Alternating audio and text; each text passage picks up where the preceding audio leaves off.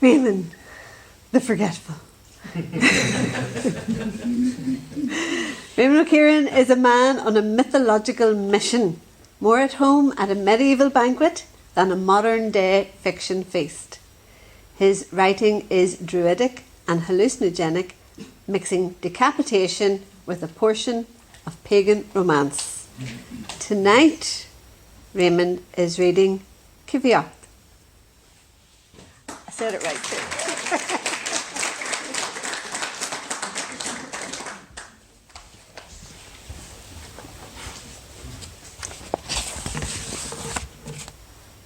Biddy wasn't that nice earlier on when I told her I forgot the programmes that she designed so painstakingly.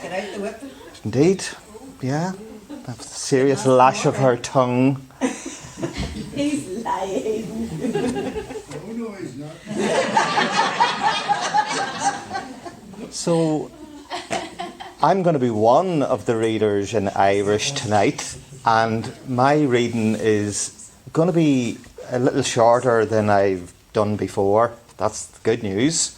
But I'm going to give you a little introduction so that when I do read it, anybody who doesn't understand Irish fully will be able to follow along. So I'm going to read a piece that is a version of a section from the Odyssey. And the Odyssey is a very ancient Greek story about almost 3,000 years old. It informed our own mythology greatly because the Christian scribes were aware of these stories and inserted sections into our own mythology, making Cuchulainn, for example, identical to Achilles. But our own mythology went on to influence the Arthurian tales and indeed Norse mythology. So we're all borrowing from each other. And Odysseus is the lead character in the Odyssey. And he's a likeable character in some respects, but in others he's not. You know, he's a trained killer. He loves his wife, but is pretty nasty to other women. And he's fond of nymphs. But eventually, when he drags himself away from the nymphs, after 20 years, 10 years fighting the war at Troy, and another 10 years on the seas, the Mediterranean, making his way home, he arrives to find a series, scores of suitors trying to get his wife, Penelope, to marry them, and then they would become king instead of Odysseus. But she's craftily holding them off. So he arrives dressed as a beggar, because if he arrived at himself, well, all these suitors might have him slaughtered, okay, because they want his kingdom, the rocky kingdom of Ithaca. And he has to eventually tell his trusted swineherd, Omaeus, who he is, but nobody else knows who he is. And that's why he's a stranger in a familiar land. And two more pieces of information. One other recognises Odysseus, and that is his trusty hound, Argus, the swift. But Argus is 20 years old now, and he is tick-ridden. Worms are crawling around in his sores. He's laying on the rubbish pushed out of the houses from all those suitors feasting on Odysseus's foodstuffs. And when Odysseus arrives, he does recognise him, and his ears pop up. and he wags his tail. But he's too old. And maybe it's a good idea that he's too old, because if he made everybody know that he recognised Odysseus, the game would be up. And the swineherd, this is the second and last piece of information, the swineherd says something very profound in this conversation.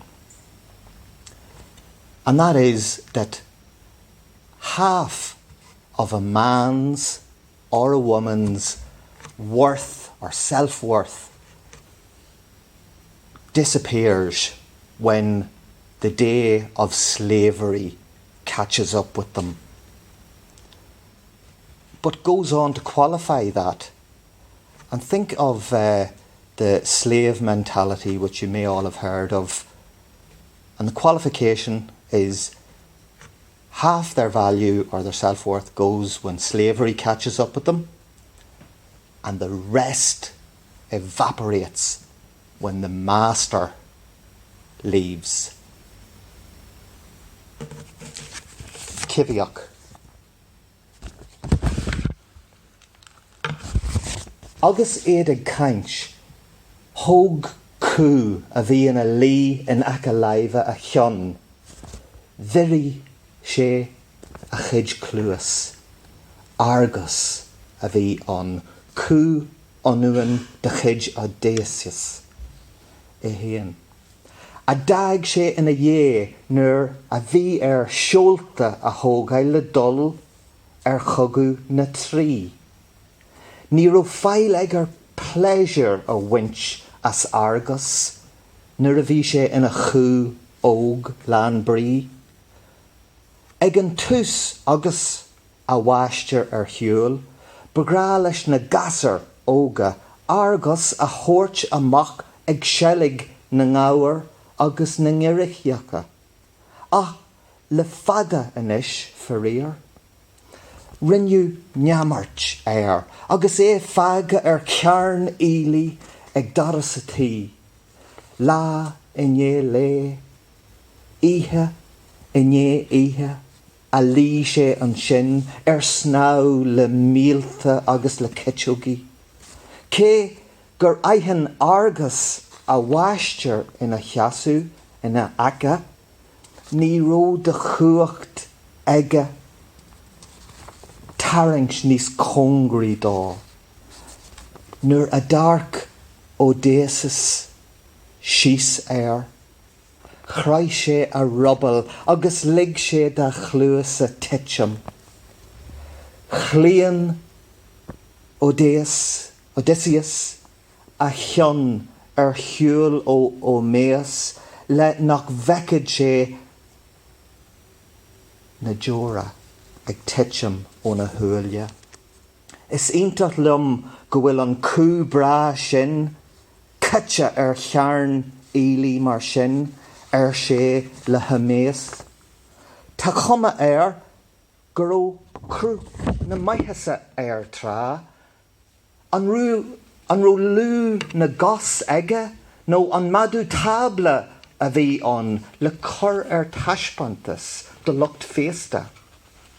Leoga sa ó méas, seo an cú a bhuair a bhaistear bás a bhaid agéin. Mór an trua nach bhaca tú an cú seo agus I mar a bhaithise, sular ag Odysseus ina dhé nuair a thuí sé go dtí an tráid.